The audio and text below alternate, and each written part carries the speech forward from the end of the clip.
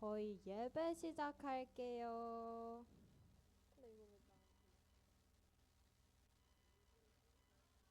저희 예배 시작할게요, 여러분. 다들 나와주세요.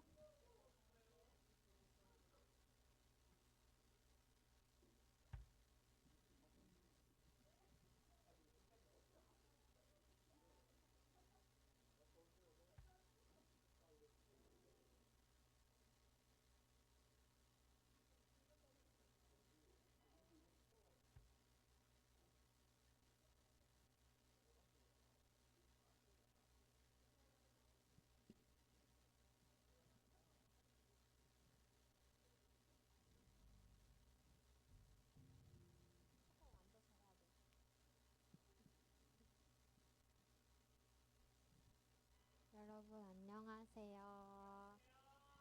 어느덧 5월 마지막 주일을 맞았습니다. 5월 한 달을 돌아보면 감사한 일도 있었고 힘들고 지쳤던 일도 있을 텐데요. 네. 하지만 그 모든 시간 속에서도 하나님께서 우리와 함께 하셨음을 기억하면서 예배 자리로 나아가길 원합니다. 첫 번째 찬양, 우리 살아가는 모든 날들이 함께 고백하겠습니다.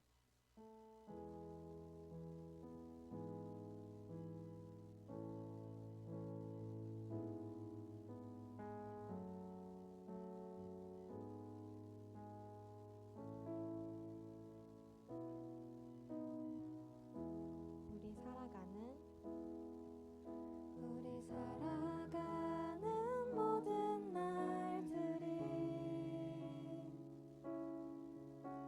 다 주의 숨결 속에 지어졌으니 이제 모두 모여 다 주를 찬양해. 그는 영원토록 찬양받으신 주. 우리 살아가는 모든 날들이 다 주의 숨결 속에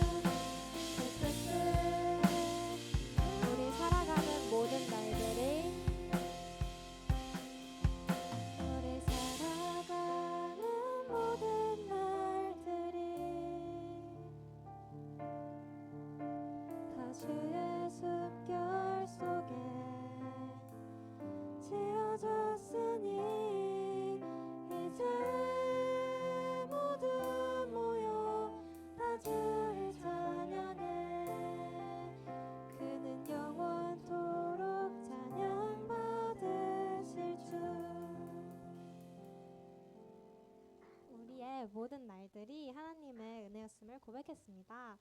하지만 우리의 삶은 여전히 긴 여정과 같습니다. 때로는 지치고 멈추고 싶고 다른 사람과 자신을 비교하게 될 때도 있습니다.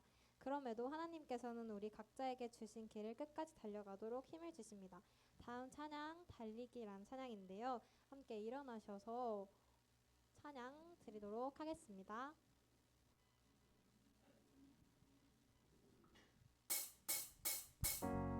다시 숨을 고르고 거칠은 이 길을 달리기 고난도 실망도 나를 멈출 순 없네 끝이 없는 달리기 하나님과 나의 이야기 난 꿈꾸고 있어 결국 승리의 그날을 때론 눈물 나는 일들이 내겐 너무 버거워 지쳐 포기하고 싶을 때 날 부르신 주님 내게 독수리 같은 새 힘을 주시리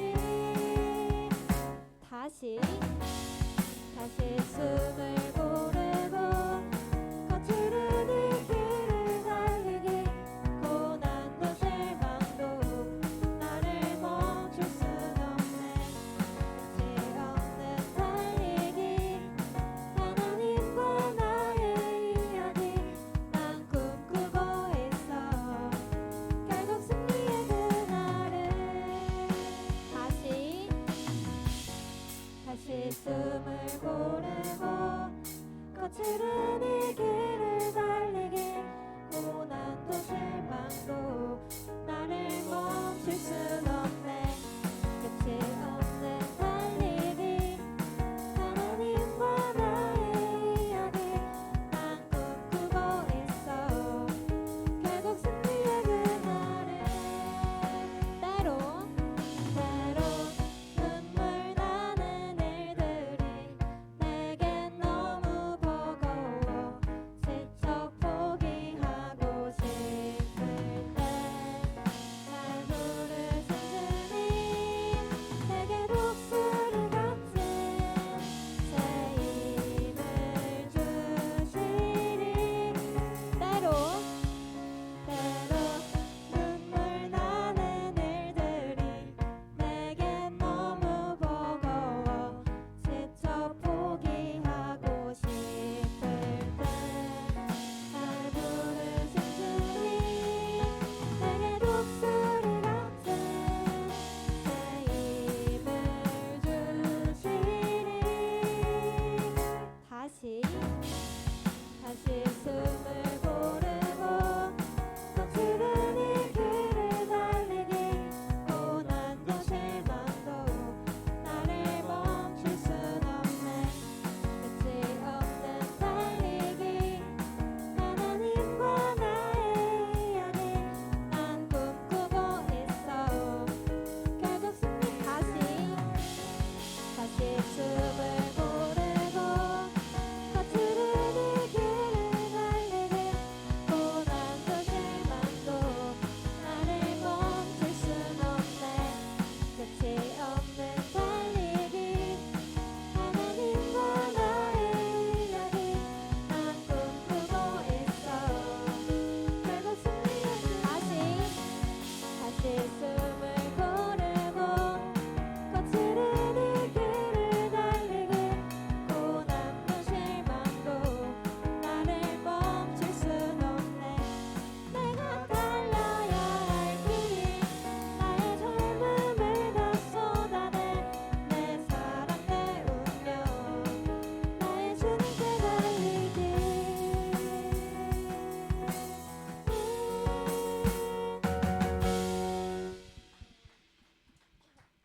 우리가 달려가는 이유는 우리의 힘과 능력 때문이 아닙니다. 때로는 넘어지고 부족할 때도 있지만 하나님께서는 언제나 선하신 분으로 우리를 붙드시고 인도하십니다. 5월을 마무리하는 오늘 지난 한 달을 돌아보며 변함없이 우리를 이끌어 주신 하나님의 선하심을 함께 찬양하기 원합니다.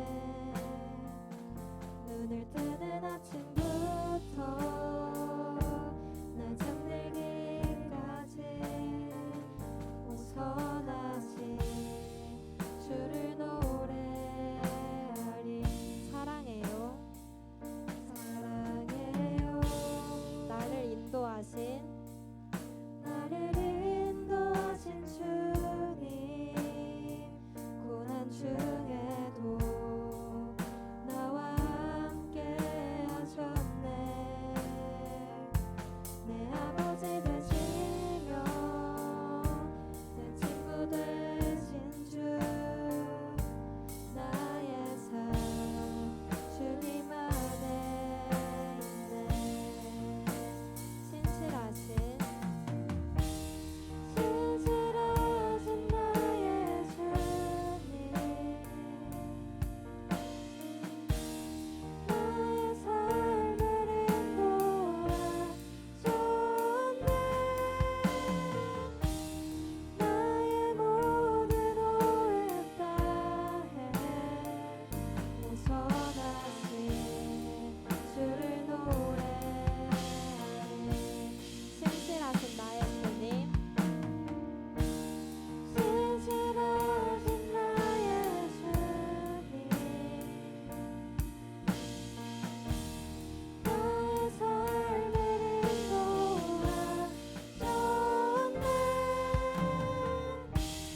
나의 모든 오해 다해 오선하신 주를 노래하리.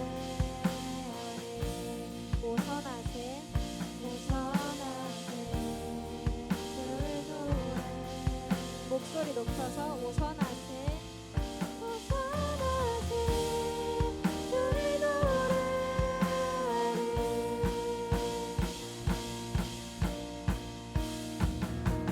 주님의 선하심이 주님의 선하심이 날 인도하시네. 주님의 선하심이 날 지켜주시네. 그때 엎드려 나의 모든 삶 주님께 드리네. 주님의 선하심이 날 인도하시네.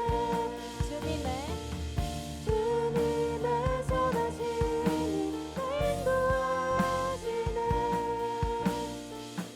주님의 선하심이 날 지켜주시네. 그때 엎드려 나의 모든 삶 주님께 드리네. 주님의 선하심이 날 인도하시네. 5월의 마지막 주일입니다. 한 달 동안의 기쁨도 아쉬움도 고민도 모두 하나님 앞에 올려드리길 원합니다. 우리가 보지 못했던 순간에도 하나님은 선하셨고 앞으로의 시간 속에서도 여전히 선하실 것입니다. 그 하나님을 신뢰하며 이 시간 마음을 다해 찬양하도록 하겠습니다.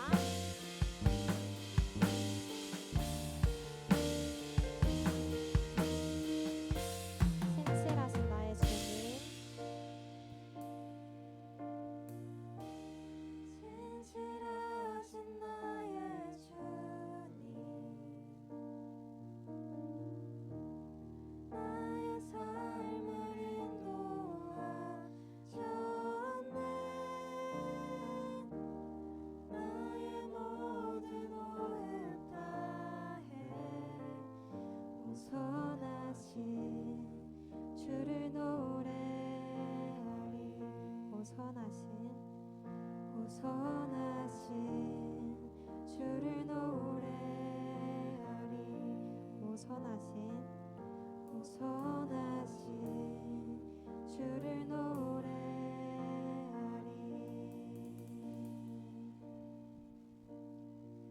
하나님의 선하심을 찬양하며 나아왔는데요.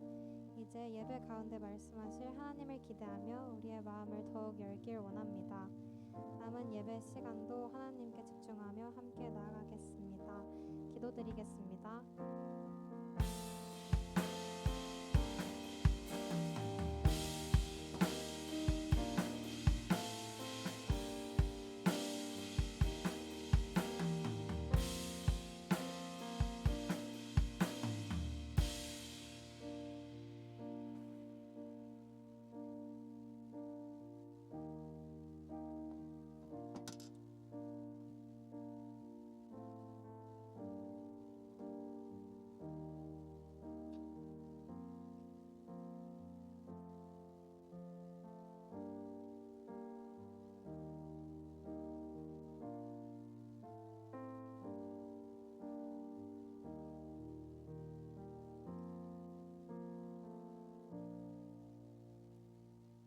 예수님의 이름으로 기도드립니다. 아멘. 사도신경으로 우리의 신앙을 고백하겠습니다. 전능하사 천지를 만드신 하나님 아버지를 내가 믿사오며 그 외아들 우리 주 예수 그리스도를 믿사오니 이는 성령으로 잉태하사 동정녀 마리아에게 나시고 본디오 빌라도에게 고난을 받으사 십자가에 못 박혀 죽으시고 장사한 지 사흘 만에 죽은 자 가운데서 다시 살아나시며 하늘에 오르사 전능하신 하나님 우편에 앉아 계시다가 저리로서 산 자와 죽은 자를 심판하러 오시리라. 성령을 믿사오며 거룩한 공예와 성도가 서로 교통하는 것과 죄를 사하여 주시는 것과 몸이 다시 사는 것과 영원히 사는 것을 믿사옵나이다. 아멘. 교동문 58번 133편입니다. 교동문 58번 133편입니다.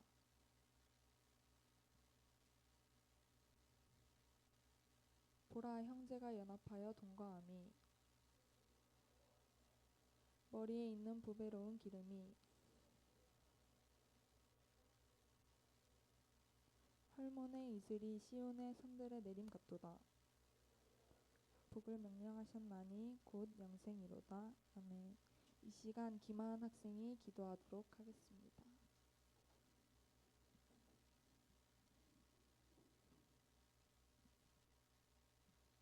하나님 아버지, 오늘도 이렇게 예배의 자리로 불러주셔서 감사합니다.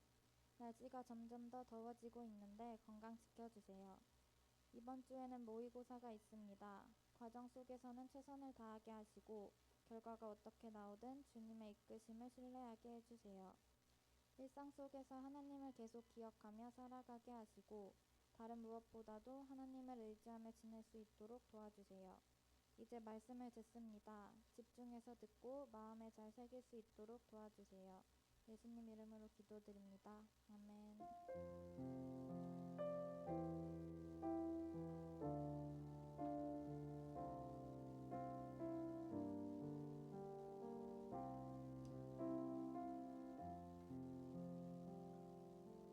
네, 저희 다 함께 일어나셔서 요한복음 18장 37절 함께 봉독하겠습니다. 요한복음 18장 37절.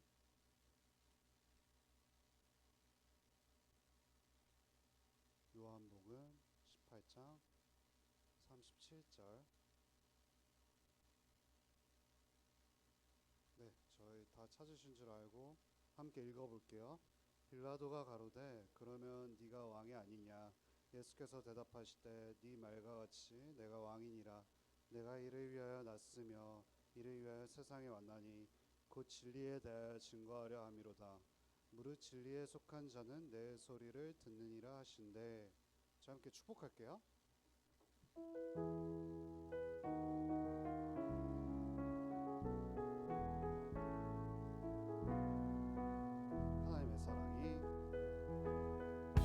하나님의 사랑이 당신의 삶 가운데 가득하기를 축복합니다.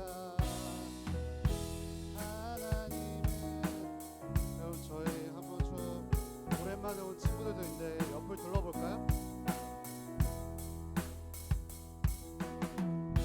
하나님의 사랑이 당신의 삶 가운데 가득하기를 하나님의 은혜가 우리 가운데 가득하길 기도합니다. 여러분 앉아주세요. 저희 사도신경 이제 보고 있는데요. 오늘은 본디오 빌라도에게 고난을 받으사 이거 좀 다루려고 합니다. 오늘 역사 이야기가 엄청 많고 하필 제가 의도치 않았는데 정치 이야기가 또 담겨 있는 내용이에요. 그래서 근데 이거 6월 3일이랑 관련은 없어서 뭐 편견 없이 들으셨으면 좋겠습니다. 여러분, 이름이 사도신경에 사람 이름이 몇 명 나와요. 몇 명 나오죠? 일단 마리아도 나오죠. 그리고 예수님도 참 하나님과 동시에 참 사람이니까. 그리고 또 이름이 등장하는 사람이 있어요. 누굴까요? 빌라도죠, 그렇죠? 빌라도. 여러분 그 본디오 빌라도가 사도신경이 있는데 이게 사도신경이 전 세계 그리스도인들이 고백하는 암송하는 우리가 흔히 사도신경이라고도 하지만 신경이라는 표현을 사도신조라고도 해요. 이 신경이 우리가 지난번에 배운 그 단어와 연관이 있어요. 나는 믿습니다. 크레도. 그래서 영어로 이거 신조, 신경을 크리드라 그러거든요. 그러니까 내가 고백하는 바를 나타내는 거예요. 그러다 보니까 본디오 빌라도는요, 로마 총독과 로마의 정치인 전체에서 가장 유명한 사람이 되었어요. 그렇죠? 빌라도는 무조건 고백하잖아요, 한 번씩. 그러니까 세계에서 굉장히 유명한 정치인이 돼버린 거죠. 근데 본디오 빌라도가요, 지금은 우리가 유명하잖아요. 근데 이때 당시에는 그렇게 유명한 정치 지도자는 아니었어요. 그리고 그냥 그때는 로마가 다스리는 제국이다 보니까 총독이 굉장히 많았거든요. 관할 구역에. 그냥 그중 한 명이었던 거예요. 그러니까 심지어 여러분 빌라도 황제로 알고 있는 친구들 없죠? 저번에 동정녀도 정녀로 아는 친구도 있었던 것 같은데 그 생각보다 그 마국간을 저처럼 몰랐던 친구들이 많더라고요. 그래서 우리 다 모르잖아요, 그렇죠? 그래서 본디오 빌라도 황제 아니에요. 그냥 관할 구역의 총독 관리인이다 이렇게 생각하면 돼요. 근데 여러분 로마 황제 중에서 제일 유명한 사람은 아마 1대 황제일 거예요. 아우구스투스라 그래서 여러분 혹시 세계사 배운 친구들은 옥타비아누스 이렇게 들어본 친구들이 있죠? 그래? 알잖아요, 그렇죠? 그렇죠. 그래서 뭐 프린캡스다 뭐 이런 거 진짜 모르나 보네. 그래서 몰라도 괜찮아요. 아우구스투스를 제외하고는 유명한 사람은 아마 본디오 빌라도일 거예요. 되게 아이러니하죠. 그 사람이 살았을 당시에는 유명하지 않은데 이 사도신경으로 인해서 유명해진 거죠. 여러분 그 본디오 빌라도 당시의 황제는 누굴까요? 이건 그냥 시사 상식이니까 한번 쭉 들어봐요. 그냥 여러분 본디오 빌라도가 유대 총독으로 재임했을 당시에 로마 황제는 로마 제국의 제2대 황제였어요. 이거 성경에도 나오거든요. 티베리우스라는 황제예요. 그러니까 티베리우스가 나오는 구절이요. 누가복음 3장 1절에 나오는데 티베리우스라고는 표시가 안 돼 있어요. 다른 이름으로는 표시되는데 제가 써드렸죠. 한번 읽어볼까요, 같이? 네, 좀 시작. 디베료 가이사가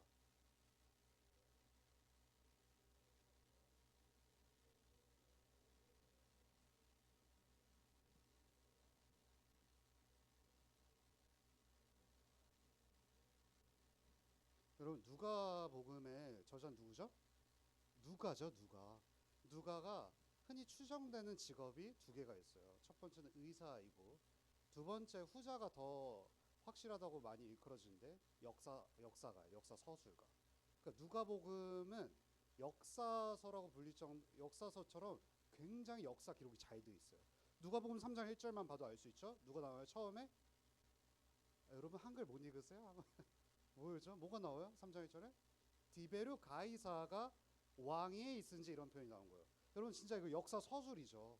태조 왕건 시기에 뭐 이런 거죠. 조선왕조실록도 보면은 뭐 영조 때 뭐 이런 느낌인 거예요 지금.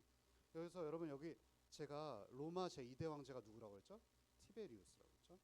여기 우리 한글 성경에는 디베류라고 번역이 되어 있는 거예요. 그러니까 티베리우스는 디베류다 이렇게 생각하면 되고. 여러분 가이사는 뭘까요? 여기 이때 당시에 이 황제를 가리키는 표현인 거죠. 그래서 여러분 제가 좀 정리해 드렸는데요.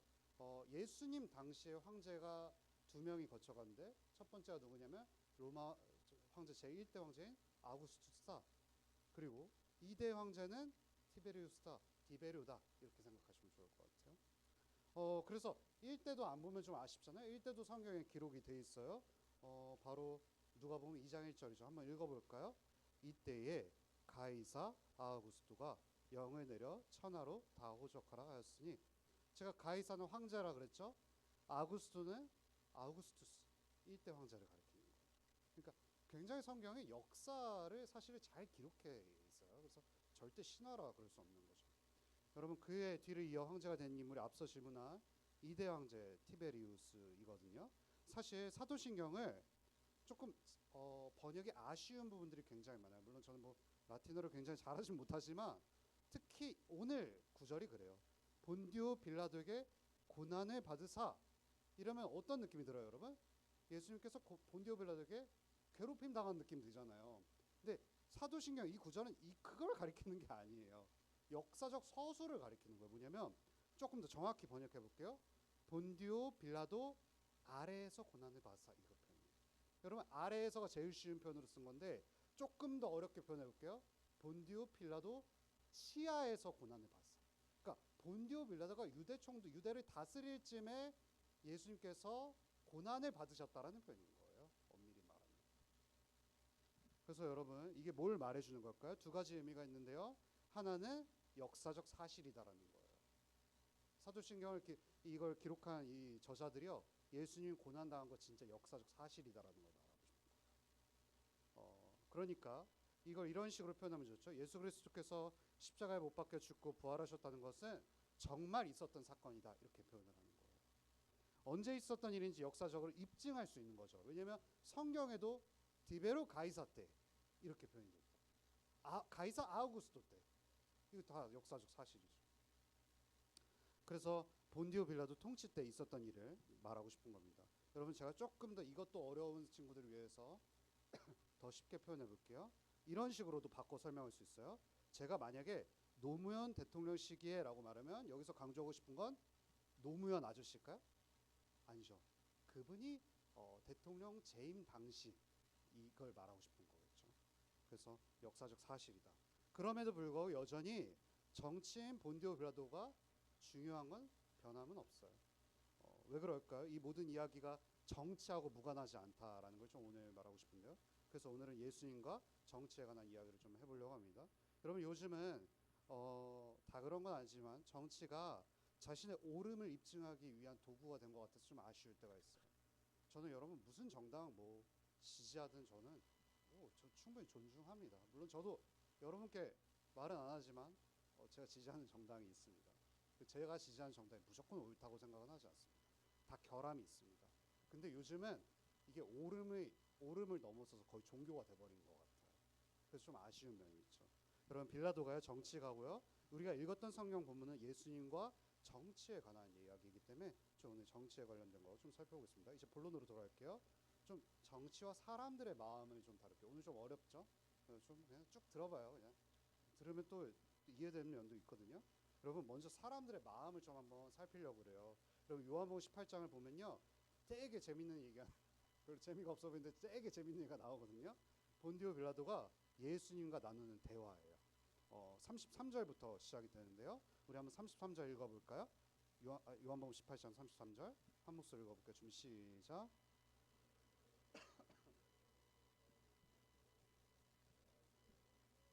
여러분, 빌라도가요 재판을 하는 곳인데요, 관정에 들어가서 예수님을 불러서 이르되 뭐라고 표현했냐면 묻는 거예요. 너 유대인의 왕이야? 이렇게 묻는 거거든요. 왜 이런 질문을 했을까요? 그때 이 관정에 끌려오려면 누가 고발을 해야 되잖아요. 누가 고발했을까요? 대제사장들이 고발한 거예요. 그러니까 종교적인 엘리트들이 예수님을 시기하고 예수님을 못마땅하게 생각해서 관정으로 고발한 거죠. 그래서 근데 그때 고발하려면 여러분 고발명이 있어야 될 거 아니에요. 왜 고발했는지에 대한 사유가 있어야 될 거 아니에요. 근데 그 사유가 뭐냐면 스스로 왕이라고 사칭하고 다닌다고 예수님께 고발의 명목을 씌운 거죠. 여러분, 물론 왕이라고 이야기를 하면 당시로서는 로마 제국은 굉장히 꽤나 예민할 수밖에 없는 고발명이었어요. 왜냐하면 로마에서 제일 싫어했던 두 가지가 있거든요. 첫 번째는 세금을 안 내는 거였어요. 여러분, 그래서 유대 마태가 뭐예요? 너무 어려운 거 물어봤는데. 그럼 마태가 뭘까요? 세리였죠. 세리. 예수님의 제자 마태복음 쓴 사람 마태 알죠? 세리였거든요. 왜 그 당시에 세리들이 그렇게 받았냐면 로마 제국이 수금을 굉장히 중요시 여겼거든요. 세금 내는 거. 그래서 세금 안 내면 굉장히 미워했다. 그리고 두 번째 미워했던 건 뭐냐면 반역을 일으키는 거였어요. 여러분 혹시 스파르타쿠스 아나요? 영화 스파르타쿠스 그 보면은 로마에게 대항한 장군의 이야기거든요. 그래서 나중에 이 대항에서 6,000명이 학살당하는 일이 벌어져요. 그러니까 그 당시는 그만큼 쿠데타가 로마가 굉장히 미워했던 거죠. 근데 생각해 보세요. 예수님의 제명이 뭐라고요? 스스로 왕이라고 사칭했다고요. 로마 제국이 떡하니 있는데 내가 왕이야. 쿠데타를 일으키려는 거였죠. 여러분, 본디오 빌라도 입장에서 볼 때 예수님은 어땠을까요? 예수라는 한 유대인 남자가 자기가 유대의 왕, 즉 정치 지도라고 말하는 이 사람을 안 죽이면 안 되겠죠. 쿠데타를 일으키려는 거잖아요. 근데 여러분 실제로 예수님을 보면 어떠냐면 빌라도 입장에서는요, 예수님이 지도자라고 하기엔 너무 볼품이 없는 거예요. 나사렛 촌놈이 와갖고 깨제제하고 뭐 여러분 예수님 뭐 근육질 몸매였을까요? 엄청 마르셨겠죠. 일용직 노동자셨거든요. 목수가 일용직 노동자였거든요. 그러니까 꾀제제하고 이런데 스스로 또 지도자래요. 그런데 또 이끄는 군대가 있는데 12명이에요. 누굴까요? 제자들이요. 제자들 어부 세리들 와서 오합지졸 군대들 이끌고 다니는 거예요. 여러분 이거 쿠데타라고 볼 수 있어요? 봐도 별 신경이 안 쓰일 것 같죠. 그러니까 빌라도 입장에서는 고발은 들어왔는데 이거 12명 갖고 뭐 하겠다는 거야 이런 거예요. 그 동네 대장이야? 뭐 이런 거죠. 여러분 복음서의 내용 보면은 발견할 수 있는 내용인데요. 예수님께서 무엇을 할 때 정말 많은 사람들이 쫓아다녔어요. 특별히 어떤 일이 일어났을까요? 근데 또 보았지만 사람들이 어떤 정치적인 막 예수님을 띄워주려고 하면 예수님 막 도망 다니는 내용들 막 있거든요. 특별히 그 대표적인 경우가 오병이어 사건이에요. 오병이어 사건. 떡 5덩어리하고 물고기 몇 마리죠? 2마리로 몇 명을 먹었을까요? 몇 명을 먹었을까요, 여러분? 5천 명을 먹었어요. 근데 여러분 이게 학자들마다 의견이 좀 다른데요. 남자들만 5천 명으로 보는 경우가 많아요. 그리고 그럼 여러분 생각해 보세요. 그래서 이걸 따라서 생각하면 굉장한 기적인 거죠. 들판에 5천 명이 상상해 봅시다. 들판에 5천 명의 남자가 있는 거예요. 그리고 한 사람 예수를 따르고 있으면 바깥 사람들이 보기에 어떻게 생각하겠어요? 이거 군대다. 쿠데타다. 로마 입장에서 보기에는 5천 명 이끄는 범상치 않은 인물이다. 이렇게 생각할 수 있겠죠. 그러니까 유대 지역 전역이 긴장했을 거예요. 그리고 5천 명은요 예수님의 가르침을 듣고 와, 저 사람 로마 제국 뒤엎을 것 같아. 우리 해방시켜 줄 것 같단 말이야. 이런 기대감에 부풀었지 않겠어요? 여러분들이 군중의 힘을 경험한 사람들도 있겠지만 군중이 한번 띄워주면 그 사람 정치 지도자로 만드는 건 뭐 일도 아니에요. 5천 명의 남자가 한 자리에 모였죠. 그리고 정치 지도자가 있어요. 그런데 그 정치 지도자가 물론 제자들이 시켜서 확인했겠지만 빵과 물고기를 떼어주기 시작합니다. 그리고 모두가 먹었고 심지어 12광주리가 남았어요. 이거 어마어마한 혁명이잖아요. 여러분 이게 왜 엄청난 혁명으로 다가오냐면 여러분 전쟁에 있어서 제일 중요한 게 뭘까요? 전쟁에 있어서 우리 전쟁에 있어서 제일 중요한 거 뭘까요? 무기도 있겠지만 보급이 굉장히 중요하지 않겠어요? 식량이 제대로 지원되는 거. 만약에 당시 가장 강한 군대가 를 소유한 로마가 원정 전쟁에 나간 거예요. 그럼 뭐가 필요하겠죠? 이 군대가 보급이 끊기지 않고 잘 먹여야 하는 작업이 굉장히 중요시 돼요. 근데 로마에 있는 음식 다 갖고 전쟁에 참여할 수 있을까요? 그거 정말 어리석은 일이죠. 그럼 계속해서 보급 부대가 와야 되는데 그래서 전쟁에서 흔히 했던 전술이 뭐냐면 뒤로 돌아가서 보급 부대를 치는 전술이 굉장히 유행했었어요. 왜 그랬을까요? 전쟁의 후반기로 갈수록 보급이 잘 안 되면 전쟁이 승패가 결정되는 걸 알기 때문에 보급 부대부터 처리하는 거예요. 그럼 알아서 아사하기 마련이거든요. 근데 여러분 예수님을 만약에 상상해 보세요. 예수님 데리고 전쟁에 들어간다 생각해 보세요. 그럼 너무 땡큐죠. 보급 부대 안 와도 돼요. 예수님이 12광주리. 이러면 전쟁의 승기는 다 잡은 거나 다름없겠죠. 그럼 여러분 5천 명 데리고 예수님께서 로마 전복시키는 거 쉽지도 안 쉬운 일이죠, 굉장히. 그리고 여러분 만약에 전쟁하다가 누구 다쳐요? 그럼 예수님께서 메딕이에요, 바로. 에바다 막 일어나 막 이러면 갑자기 막 이집트 군대처럼 뭐 사실 고대 군사들이 막 일어나는 거예요. 그러니까 오병이어 있던 5천 명의 사람은요, 이 사람과 함께 있으면 우리 세계 정복할 수 있겠다는 생각 든 거예요. 당시 강한 로마도 정복시킬 수 있겠다라고 생각했죠. 그렇죠? 그런데 예수님께서 어떻게 하시는지 아세요? 여러분 5천 명이 날 향해서 주목해요. 하다못해 저라는 이 인간 한 명도요. 여러분 한 명이 저를 다 주목하잖아요. 내가 뭔가 됐냐 마냥 생각할 때가 가끔 있어요. 가끔. 5천 명이 날 주목한다고. 여러분 그거 근데 예수님께서 어떻게 반응했냐면 요한복음 6장 14에서 15절 한번 읽어볼까요? 좀 시작.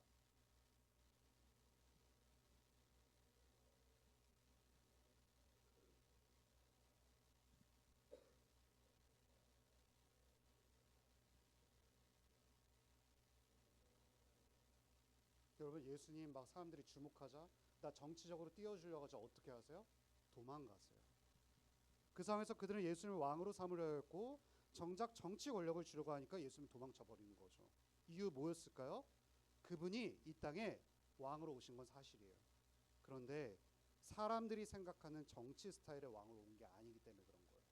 나 너희들이 생각하는 밥 잘 주고 싸움 잘하는 그런 오빠 아니야, 이런 거예요. 나 너희들이 생각하는 그런 스타일의 왕 아니다, 이렇게 말을 하신 거죠. 그래서 빌라도가 묻는 거예요. 요한복음 18장 35절인데요. 한 목소리 한번 읽어볼까요? 좀 시작. 빌라도가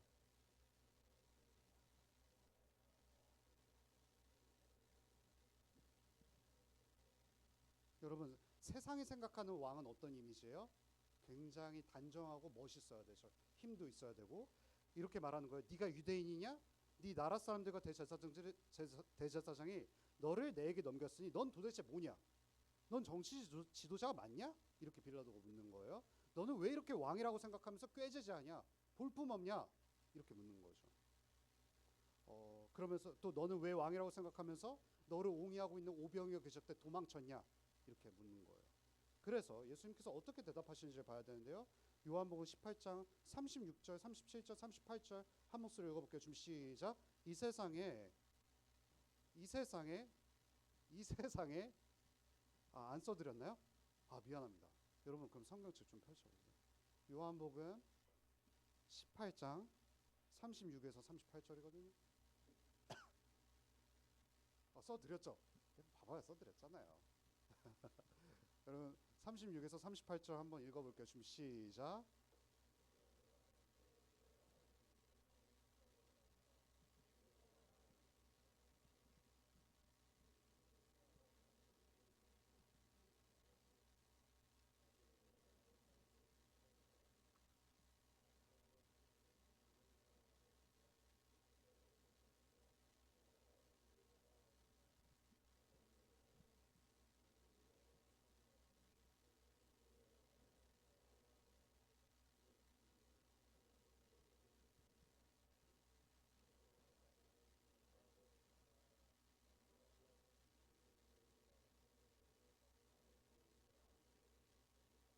이거 읽어도 무슨 말인지 모르겠던 친구들, 제가 대화 재구성해 드릴게요.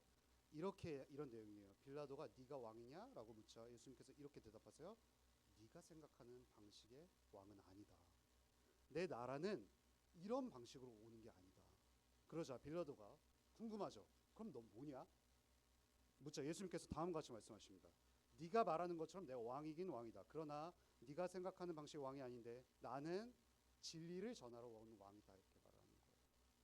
여기서 진리라는 단어의 의미를 빌라도가 몰랐진 않았겠죠. 그런데 진리가 무엇이냐 하더라 하고 하면서 또 비꼬기 시작해요. 야, 네가 생각하는 그놈의 진리가 뭔데? 이렇게 묻는 거예요. 야, 진리가 밥 먹여주냐? 이런 표현인 거죠. 이게 무슨 의미인지 설명해 드리면요. 여기서 우리는 진정한 정치 권력이란 게 무슨 의미인지를 묵상해 볼 수 있는 좋은 기회가 있어요. 제가요, 조금 어려운 내용일 수도 있는데요. 정치 권력에 대한 좋은 정의를 내린 학자가 있어요. 이게 여러분 혹시 그 막스 베버 들어봤죠? 그렇죠? 막스 베버. 네, 들어봤대요. 예, 근데 그 사람하고 동일하게 정의를 내린 사람이 칼 슈미트라는 사람인데요. 제가 이런 표현을 써드렸어요. 정치 권력은 사람들로 하여금 무언가를 하도록 만드는 힘이다. 이렇게 정의를 내렸거든요. 여러분 역사에 많은 권력자들이 있었어요. 그리고 그들을 따라 사람들은 움직였거든요. 권력자들은요 법을 만들기도 하고 재판을 하기도 했어요. 법을 만들어서 사람들이 그 법대로 움직이도록 만드는 거죠. 하지만요 여러분 권력이 상당히 유한해요. 한계가 있다고요. 더불어 권력은요 결국 사람들의 생각을 반영할 수밖에 없어요. 세계관이 반영이 된 거죠. 예를 들어 볼게요, 여러분. 법은요 항상 사람들의 세계관이 거의 바뀌고 나서 맨 마지막에 바뀌는 게 법이에요. 법 자체가 사람을 바꿀 수가 없어요. 일례로요. 작년에 우리가 재작년이죠. 재작년 제가 여기 라몬교회 부임하기 전에 광화문에서 어떤 일이 벌어졌어요? 그 동성애법 관련돼서 막 교회들이 엄청 모였잖아요. 저도 담임 목사님 그때 당시 섬기던 교회 담임 목사님 가라고 해서 저도 그냥 갔거든요. 어쩔 수 없이. 여러분 동성애나 관련된 여러 가지 이런 법제화에 대해서 얘기를 해드리면요. 저는 어떤 입장일까요? 당연히 동성애 찬성하지 않죠. 하지만 이렇게 얘기를 해볼게요. 법은요 늘 맨 마지막에 바뀌는데 90년대만 해도 사람들의 일반적인 인식이 있었어요. 기독교인은 아니라 하더라도 동성애를 여러분 죄송합니다. 변태 성욕자라 이런 식으로 말했다고 보통 대부분의 사람들이 그렇게 생각을 했대요. 그때는. 하지만 지금은 이게 되게 많이 달랐죠. 여러분 동성애 하는 사람 보고 심지어 기독교인들조차도 변태 성욕자라고 얘기하는 사람들이 있나요? 그럼 진짜 우리 물매 맞죠? 맞겠죠. 여러분 이 모든 인식을 바꾼 게 뭘까요? 이 시기가 불과 20년 정도밖에 차이가 나지 않는데 뭐 때문에 동성애가 법제화까지 이루어지는 게 되는 걸까요?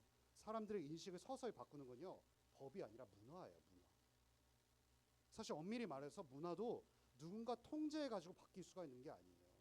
이렇게 내가 누군가 바꿀래 해서 권력자가 바꿀 수 있는 게 아니라고요. 문화는 마치 생물과 같아서 자기 스스로 움직이는 것 같아요. 문화는 어떤 고정된 틀이 아니라 스스로 태어나고 자라고 환경에 적응하면 때로는 소멸하는 게 문화이죠. 그래서 여러분 어때요? 라떼는 이란 말이 있죠. 그때 문화잖아요. 그때. 문화 정말 틀을 번데기처럼 바꿔요. 말을. 그런 측면에서 여러분은 이런 생각을 할 수가 있어요. 힘은요. 모든 걸 바꿀 수 있는 능력이 아니에요. 여러분들이 그런 의미에서 정치 권력이라는 것을 사람들을 변화시킬 수 있는 힘이라고 생각하는 것은 정말 한계가 있어요. 정치 권력은 꼭 국가의 정치 시스템 안에서 어떤 권력을 가지는 것만이 정치 권력인 게 아니에요. 오히려 가장 강력한 게 뭔지 아세요, 여러분? 정치보다 강력한 게 뭔지 아세요? 진실이에요. 진리. 진실 혹은 진리 그것만이 사람들을 깊이 감동시킬 수 있어요. 그래서 요즘 AI가 대두돼서 어떤 말이 되게 많이 하면 그 사람의 진실성이 굉장히 중요하다 이런 말이 또 많이 나오죠. 그래서 예수님께서 이렇게 말씀하시는 거예요. 여러분 요한복음 18장 37절 있잖아요. 다시 한번 읽어볼까요? 요한복음 18장 37절 한 목소리 읽어볼게요. 좀 시작. 빌라도가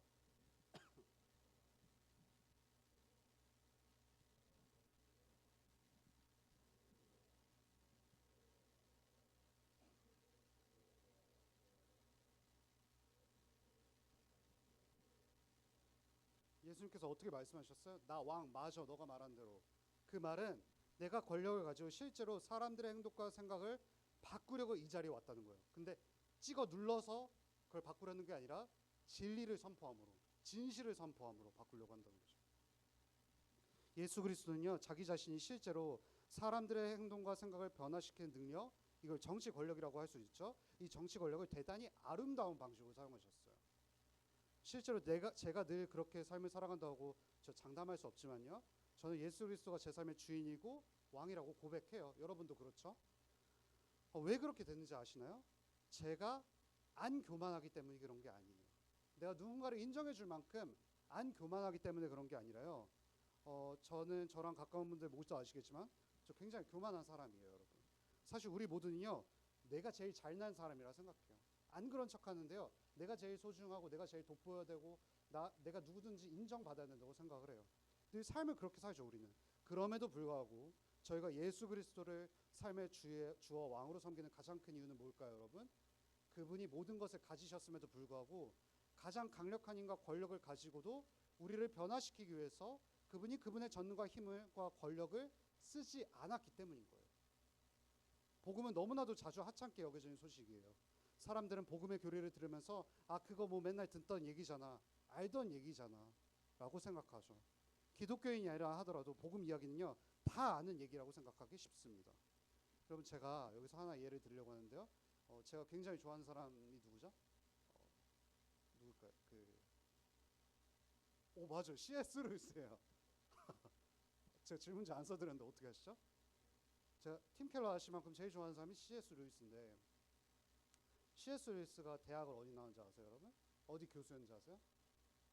여러분 이 세상에서 제일 좋은 대학교 어디죠? 하버드 또 스탠퍼드 또 영국은 어딜까요? 옥스포드입니다. 옥스포드랑 케임브리지가 거의 양대 산맥이잖아요. 그때 당시 옥스포드가 거의 그냥 세계를 주름잡던 대학이었어요. C.S. 루이스 당시에는. 근데 그때 옥스포드에 친한 친구들이 있었을 거 아니에요. 그럼 친한 친구들이 굉장히 영민했던 친구들이죠. 근데 최초의 여성 옥스포드 학생이 있어요. 누구냐면 탐정 소설가로도 유명한데 도로시 세이어즈라는 사람이거든요. 여성으로 최초로 옥스포드 졸업생이에요. 근데 이 도로시 세이어즈라는 기독교 작가가 있어요. 도로시 세이어즈는요 복음이 익숙한 얘기가 아니라 굉장히 낯선 이야기라고 말을 하거든요. 그러면서 복음을 이런 식으로 한번 생각해 보도록 유도하는 글이 제가 하나 써드렸죠. 제가 한번 읽어드릴게요. 그러나 인간이 신을 압제한 결과 그분이 자기보다 더 높은 인간임을 발견한다는 이야기는 그야말로 경악할 만한 드라마다, 이렇게 표현해요. 그리고 이거 무슨 내용인지 아세요? 신이 인간에게 압제당했다는 건 뭐죠? 예수님께서 빌라도의 아래 치하에서 고난 당하셨다는 거죠. 되게 아이러니하죠. 신이 인간에게 고난을 당하세요. 여러분, 이런 거는요, 기독교 말고 다른 종교에서 찾아볼 수가 없는 내용이에요. 저는 저를 구하기 위해서 기꺼이 압제당한 신을 지금 말하고 있는 겁니다, 여러분. 그럼 그분께 기꺼이 신이 자기 자신을 위해서 우리에게 압제당하셨다면, 모든 것을 내어줬다면 나의 어떤 것이든지 안 바칠 수 있을까요, 여러분? 그분이 나에게 모든 걸 내어줬는데, 여러분과 제가 그분을 왕과 주로 여기는 이유는요, 그분의 정치 권력과 그분의 전능함에 눌려서가 아니에요. 그분이 보여주셨던 진실 때문에 그래요. 나는 너희들 위해서 압제당할 만큼 모든 것을 내어준 진짜 전능한 신이다. 라는 진실인 거죠. 그 진실 안에 그분의 사랑이 있는 거예요. 여러분, 이게 기독교가 생각하는 이 기독교가 세상을 정복하는 방식이라는 것을 여러분 알고 계시나요? 기독교는요, 힘으로 정복하지 않아요. 사랑으로 정복하는 거예요. 기독교는 역사상 한 번도 이 방식 외의 방식으로 세상을 정복한 방식이 없어요. 제가 이 일례를 설교 마무리하면서 하나 해드리고 마무리할게요. 두 번째, 이제 거의 여러분 끝나갑니다, 여러분. 안 끝나가네. 두 번째, 정치와 하나님의 뜻을 좀 살펴보면, 두 번째는요, 정치는요, 하나님의 뜻을 바꿀 수 없어요. 이게 제가 제일 달콤하게 여기는 부분인데요. 요한복음 19장 9에서 10절 좀 한 목소리 읽어볼까요? 요한복음 19장 9에서 10절. 제가 써드렸죠? 좀 시작. 다시.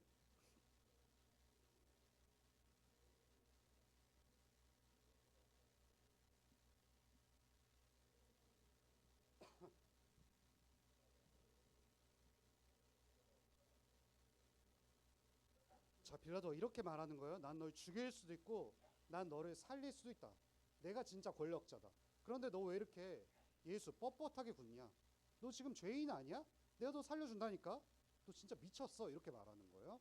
그러자 예수님께서 뭐라고 말씀하실까요? 요한복음 19장 11절인데요. 한 번만 읽어볼까요? 좀 시작. 예수께서 대답하시되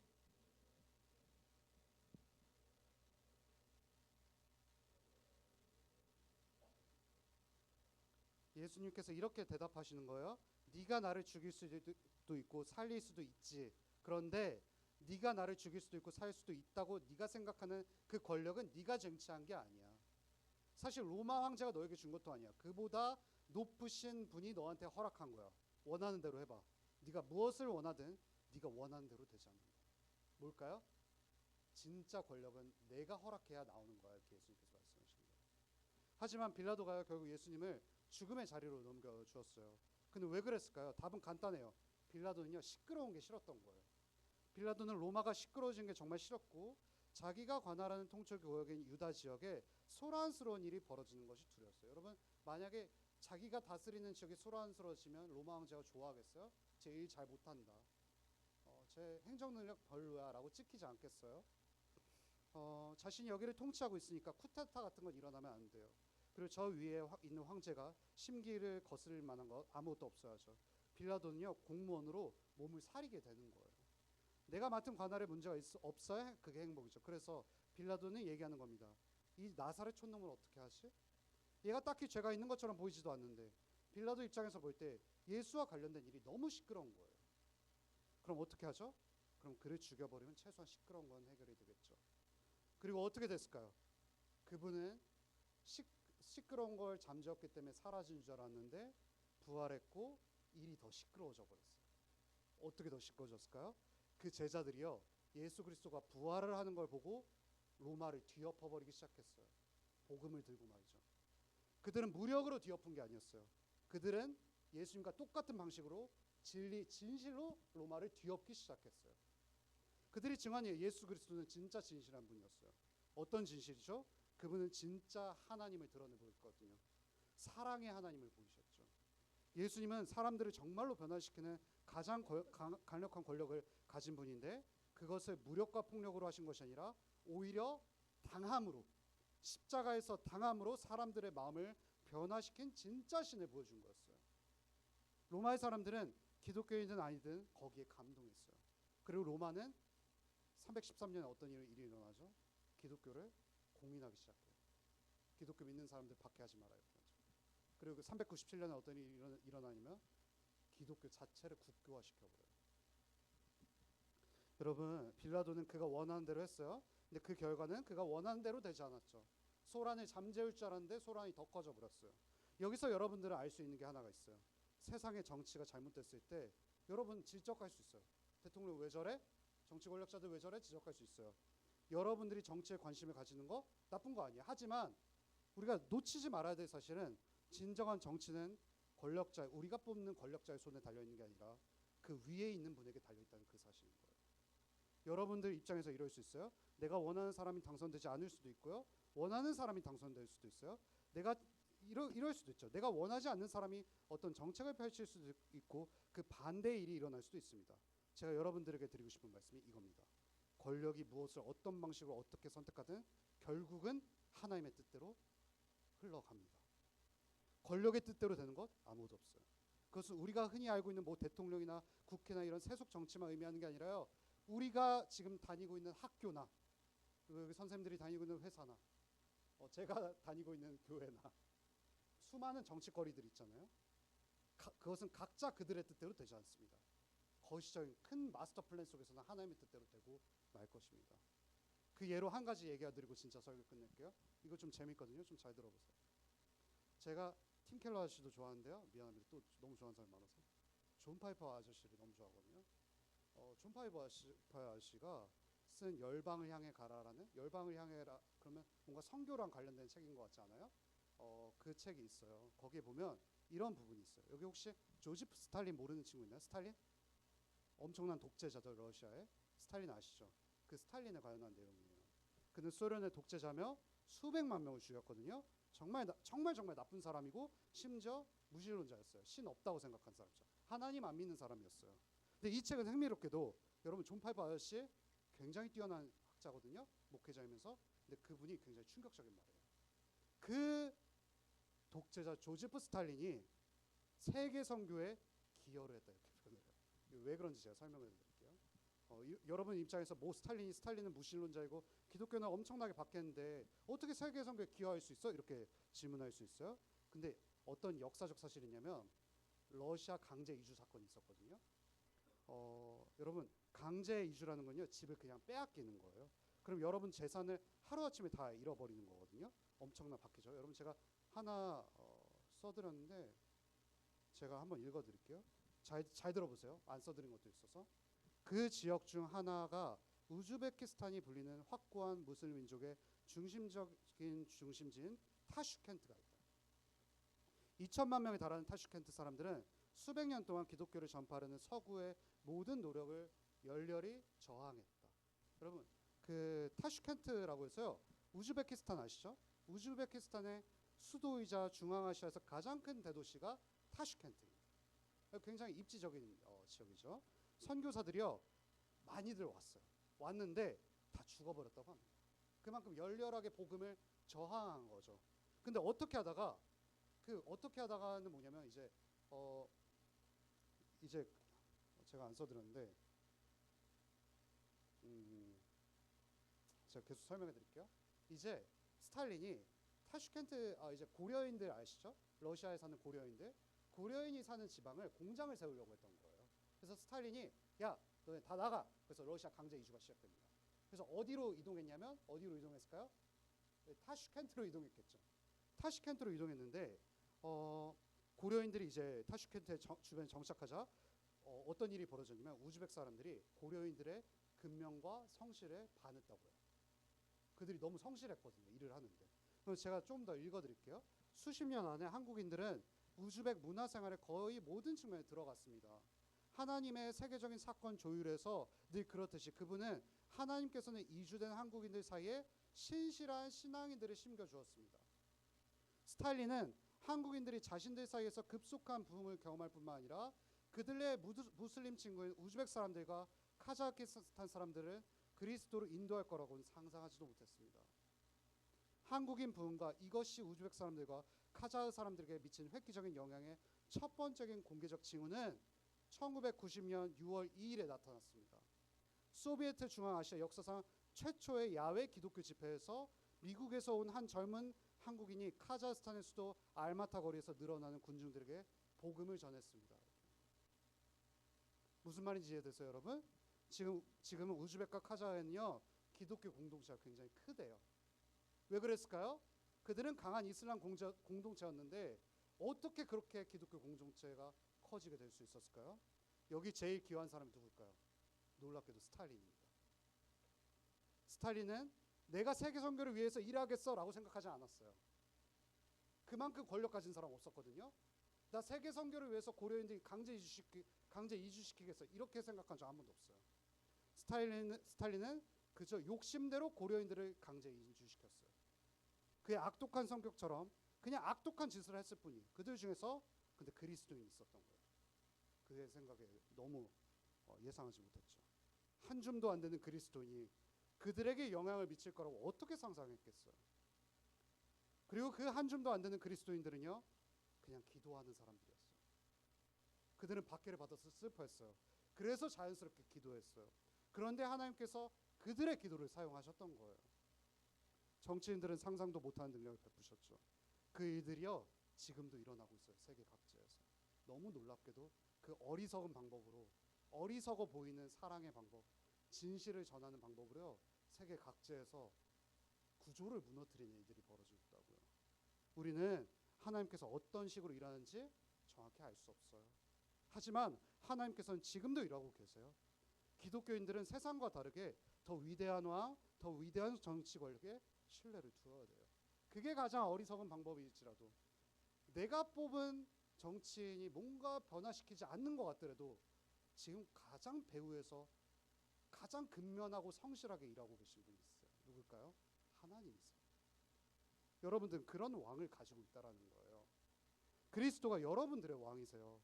그럼 여러분 진짜 뒷배를 가진 존재들이 우리죠.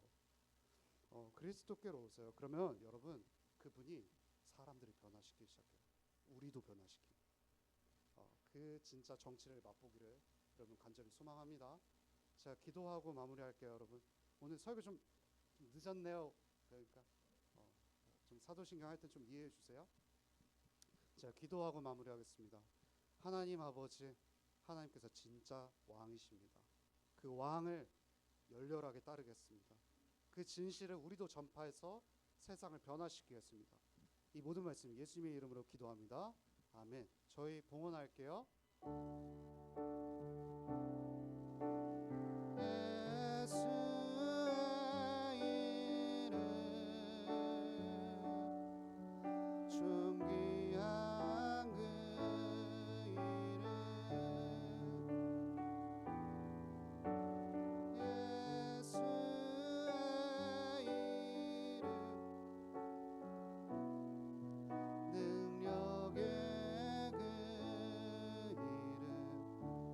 가지신 하나님, 하나님께서 우리에게 자신의 전부인 아들을 주셨기 때문에 우리도 하나님께 받은 것을 돌려드립니다. 이 손길을 귀하게 여겨주시옵소서. 이 모든 말씀 예수님의 이름으로 간절히 기도합니다. 아멘. 여러분 저희 오늘 오랜만에 온 친구들이 있어요. 그래서 부담스럽지 않게 잘 인사해 줬으면 좋겠고요. 또 새로운 친구들도 있습니다. 그래서 여러분 잘 격려해 줬으면 좋겠어요. 오늘 사실 소개해 주고 싶은 친구가 있었는데 못 와서 그 친구 올 때 소개를 해줄게요. 그 친구는 여기 나오진 못하고 제가 그냥 이름으로만 소개를 해드리려고 합니다. 저희 오늘 무슨 일이 있죠? 생일 축하가 있겠죠? 저희 생일 축하 5월의 생일에 맞은 친구들 앞으로 나와줄래요? 기빈이도 나오고 여러분 5월 생일자들 많잖아요. 5월 생일 기빈이밖에 없나요? 아리비 민서 왜? 민서 어떡하죠? 아유, 네 아무튼 예, 지혜, 하진이, 세건아 나오렴. 예, 기빈이도 나오고 기빈이 반갑다 기빈아. 저희 축하해 볼까요? 하나, 둘.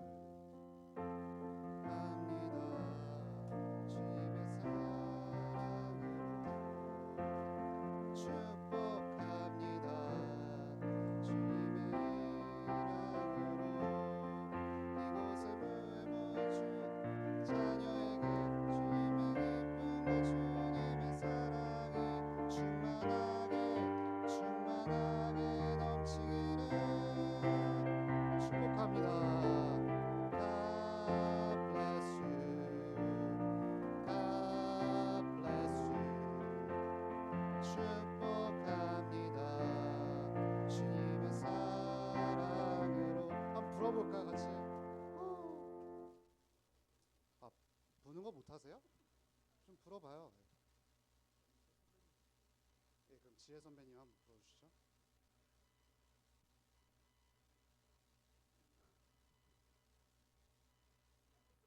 오, 와, 예, 좋습니다. 와, 들어가 주세요. 축하합니다. 여러분, 저희 7월 24, 25, 26일은 수련회가 있습니다. 그래서 제가 제목을 정했어요. 바벨론에서 살아남기. 그래서 좀 어떻게 세상에서 살아남을 수 있을지 다니엘서 통해서 보려고 하고요.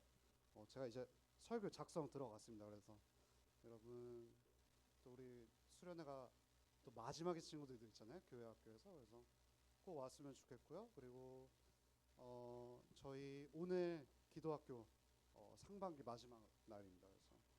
그래서 마지막 날이니까 잘 오셔서 저희 이 회한을 잘 풀었으면 좋겠습니다. 오늘은 또 감사하게도 저희 피자가 있는 날입니다. 그래서 반별로 피자 모임 잘 하시고요. 오늘 교사 회의는 없고 그냥 그리고 오늘 아우팅 나가는 팀은 맛있는 것도 드시고 오세요. 제가 그거 다 먹어야지 내가. 네, 별 재미가 없네. 그래서 그냥 예 아무튼 그렇습니다, 여러분. 여러분 피자 드신다니까 벌써 무슨 흥분하신 거? 죄송합니다. 어쨌든 저희 기도하고 주기도문하고 마무리할게요. 하늘에 계신 우리 아버지여, 이름이 거룩히 여김을 받으시오며 나라의 임하옵시오며 뜻이 하늘에서 이루어진 것 같이 땅에서도 이루어지리다.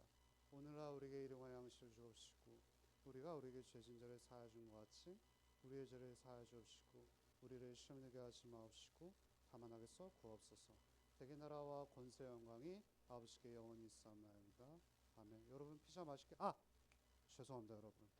저희 은영쌤이 한 달간 미국으로 가셨어요. 그래서 은영쌤 반은 낙원쌤 반이랑 합반하고 하도록 하겠습니다. 그래서 잘 교제하세요. 그래서 그럼 낙원쌤 반은 피자가 2판이 가야 되겠죠? 그렇죠? 알겠습니다. 그럼 저희 흩어질게요.